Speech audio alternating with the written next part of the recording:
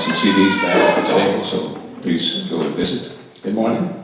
Good morning. Happy safe Memorial Day to you and your family and your friends, and to all of our people traveling today. Thank you for your service. You have served in the armed services, male and female. Yeah. I have to remind you. Thank you. Thank you so much. Thank you.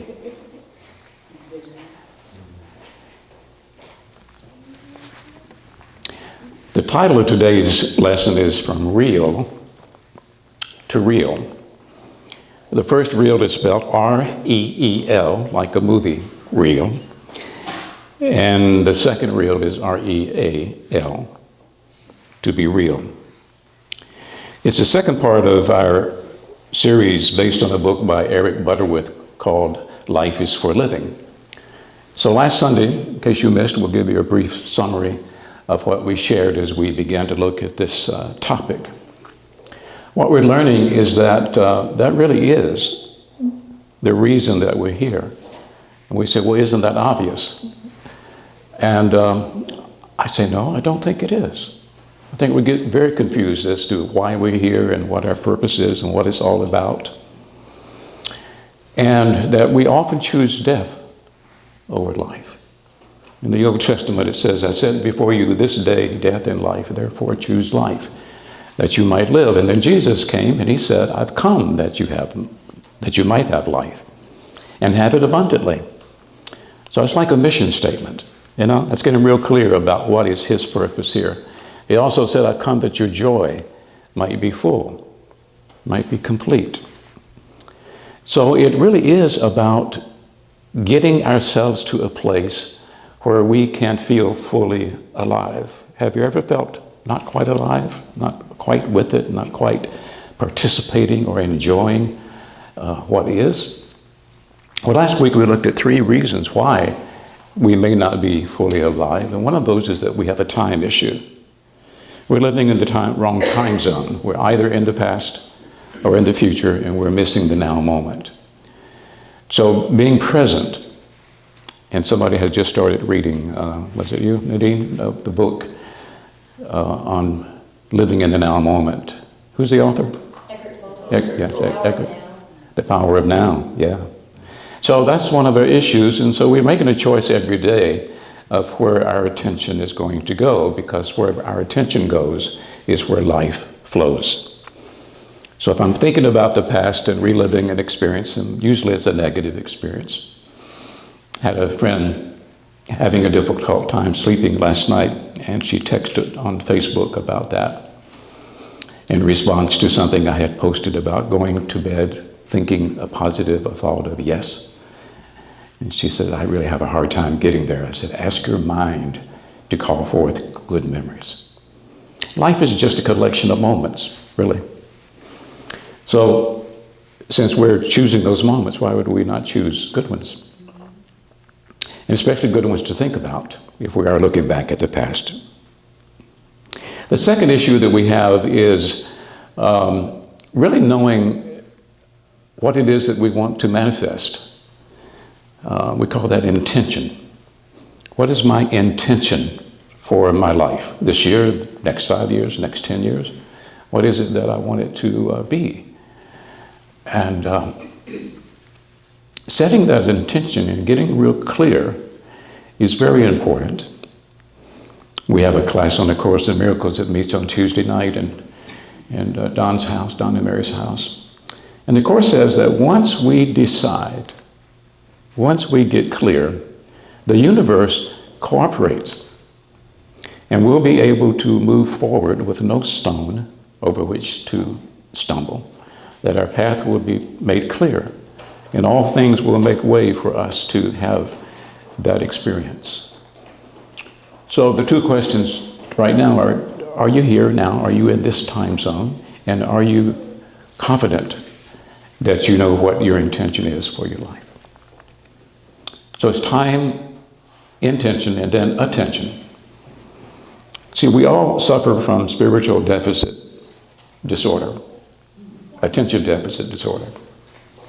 And Again, where we place our attention is where our energy is going to flow. And if we set our intention and then give it our attention so that we're consistent with staying on that track of clarity, then things are going to unfold for us. It's going to work out just fine. Love, love, love, love, love. Love, love, love. It reminds me of the story of the little boy that was acting up in church a little bit. And the father had tried several things to quiet him down, and they were sitting down close front. And anyway, the father just picks him up, throws him over his shoulder, and takes him out. And as he was carrying him out, the child said, "Pray for me, pray for me." So I know that it would be. And I love the sound. I love the sound of children. Yeah. So time, attention, intention are the three that we looked at last week. And today, I want us to look at becoming truly alive as far as being real. I dated a woman a long, long, long time ago that said that we couldn't be together because I wasn't real. And I said, well, maybe I don't know. You know, that could be true. That's your experience of me. So one of my opportunities in life is to check every now and then and see if I'm telling my truth, if I'm coming from my heart, if I'm being honest, open. You know, quite often we don't want people to know who we are. There's a book called Why Am I Afraid to Tell You Who I Am? It's written by a Catholic priest. And his thesis in the book is that we have two great desires. One of those human desires is to be fully and truly known for who we are. Intimacy. And I like the word intimacy broken down into me, see. It's allowing somebody else to come in and get to see who you truly are. But we get afraid of that because even though that is what we want, on the other hand, that's what scares us the most. Because if he or she truly knew who I was, they'd go away. And so we make this persona. We've got this personality that we're walking around with. And a lot of our life is lived out like that. And we wind up spending 20 years of marriage to somebody that we realize we truly don't know. Or we bury a parent and wish that we could put on the tombstone, "Here lies my father. I never knew him." It's sort of that we keep giving that message to people, come here, go away. Come here, go away, you know, because when they begin to get too close, then that's when we go into the fear. So the invitation to become real is a part of living life fully. Otherwise, we're not living life on a full basis. So did you ever go to a movie theater and get so caught up in the story that you cried over what happened, or you laughed at the right moments, or you were shocked at certain times? Because what you did, you gave up your willingness to suspend the belief that all you're looking at is light being projected through celluloid. And if you turn around and look back at the projector box, you see light coming out and shooting on the screen. So that reminds you, well, you know, this really isn't going on. What I see on the screen really is not truly happening. It's just light dancing on a screen. And what if that's the way we are? What if we are the projector on through which God, through its light, shines into the world? And we allow that light to come through us. That we accept the fact that the movie that we called My Life is something that we are making up. We are the writer of our story, of our movie. We are the director. We are the casting director. We're the set director. We're the orchestrator of the music. We select who's going to be in our movie, don't we? So, using the analogy then of our lives becoming a movie, I would say my first opportunity is to say, yeah, I'll take responsibility for that. Because if we don't, we'll wind up living somebody else's movie, their version of our life. And if we're codependent, we tend to do that anyway. We give ourselves away, and all of a sudden we realize, well, if I look at my life, I'm really living out my husband's expectations, or my wife's expectations, or my parents' expectations of how I'm going to show up on the planet, how I'm going to behave, what I say and what I do. And again, we're so in need of the love and the attention and the appreciation of people that we often give ourselves away. And we often play a role that we resent. But when we get to this place where we say, oh, okay, well, my life is just a series of moments, captured memories, scenes, so to speak, in a play, in a drama, in a movie. And I'm the one in charge of what I create. And I invite others to come to play with me. And there are those that I can uninvite.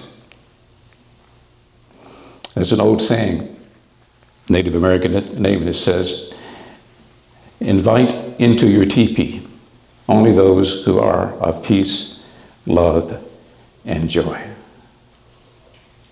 See, I have to take responsibility and know that every person that is in my life because I give my consent. That's all. I consent to that. And if this experience with this person is not a good experience, they could be fired. They could be divorced. They could be told that you're busy. They can be told, I don't like you. I don't want to spend my time with you. Whatever you need to do, but we are the ones that are allowing the events to occur and the people to keep showing up. I have one friend I've been working with for about 3 years, and I said, who you hang with? You're running with a crowd that doesn't want you to expand. They want you to stay on drugs. They want you to stay living week to week. You need to make another choice. Make another choice. Accept the role to be the authentic self in your own movie. Secondly, understand that in the word discipline is the word disciple. So if we are to be the creator of our own wonderful movie that we call My Life, then we have to have the discipline of an actor. I hear them talk about how difficult. I think it would be easy, until I begin to see, okay, training, technique, voice, facial expression, moods, all the training and practice that goes into it. And then when you get invited to try out for a part, how tense that must be and frustrating it must be not to be cast for a role. And then the work itself, for waking at 3 or 4 o'clock in the morning and doing makeup and everything else that gets you ready for the shooting of that event. Some guy was on Ellen the other day. He lost 30 pounds, I think, for a certain role. Then the next role, he had to gain it back. had to get heavy again. So in our spiritual life, the requirement is to get past the spiritual attention deficit disorder so that we can truly focus on that which we desire and that we want to manifest. And to be careful about who we choose and what we choose.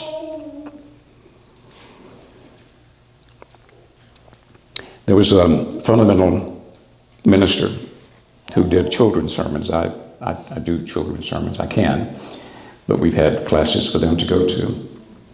And he wanted to do an object lesson, and he had a 2x4, small one, and a hammer and a nail.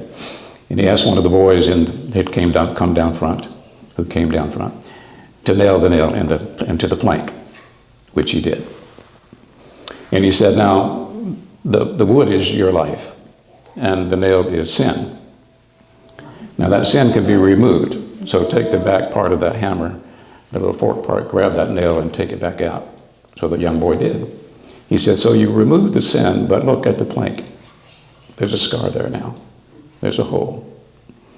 Now, that's not my belief system, but I do know that we have made choices younger in our life for which we are paying the price. The hole is still there.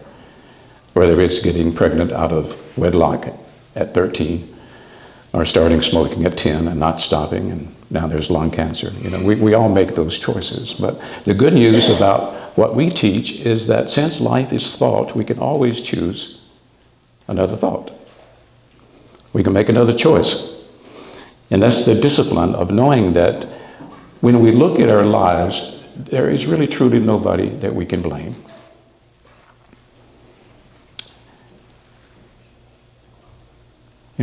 Somebody said, well, that's why we have mothers. You can blame it on your mother, yeah?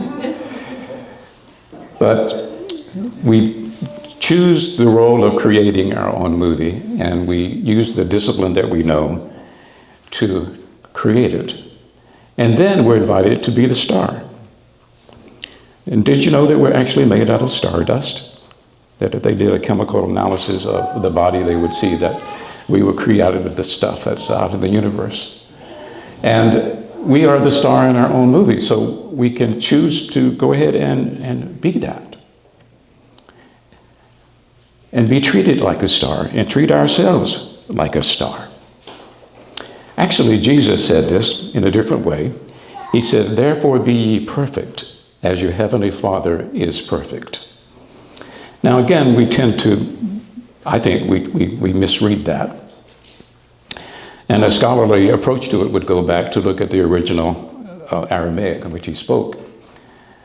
That would better read, be you therefore the perfection that you already are. Be you therefore the perfection that you already are. See, we don't believe that you came into this world tainted. You came in innocence. We believe in original love and innocence, not original sin. And that whatever people have said to you about who you are and what you have done and who have you been, that's just their opinion. And it's not the truth about who you are. You are perfect. And whatever is going on in your life at this time is absolutely perfect. And you're in the perfect place this morning because somehow the other Spirit has led you to a place that's going to give you an opportunity to make your movie an award-winning, an Oscar-winning life with you as the star. So let's take the movie reel of our lives and become real. In the Velveteen Rabbit, the book, you have the little toy rabbit, and he's in the nursery there. And there's a skin horse, rocking horse, that's in the nursery as well. And so one day, the rabbit says, what is real? When they were lying side by side near the nursery fender, does it mean having things that buzz inside you and a stick-out handle? Real isn't how you were made, said the skin horse. It's a thing that happens to you. When a child loves you for a long, long time, not just to play with, but really loves you, then you become real. Does it hurt? Asked the rabbit. Sometimes, said the skin horse, for he was always truthful. But when you're real, you don't mind being hurt. Can you hurt something else? Asked the rabbit, when you get real? I don't know, said the skin horse, for again he was always truthful. Can you take someone else's real? He asked. Or are you stuck getting it on your own? The skin horse looked at the rabbit, and then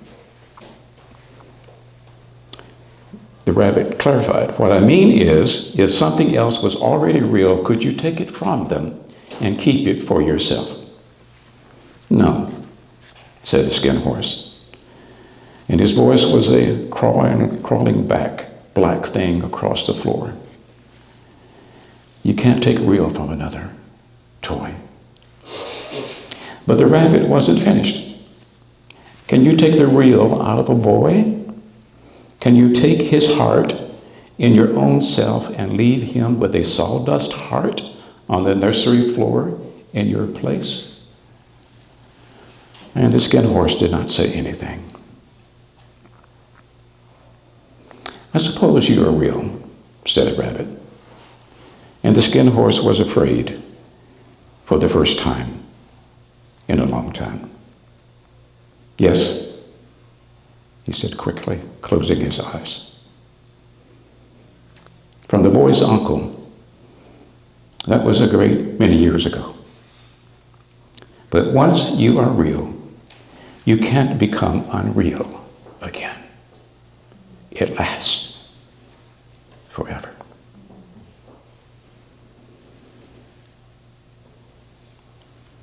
So I invite you to take charge of the movie of your life and know that you can create an amazing Technicolor, Dreamcoat, Dolby surround sound movie that inspires others and brings you joy. So it is. Namaste. Mama Christie has another song.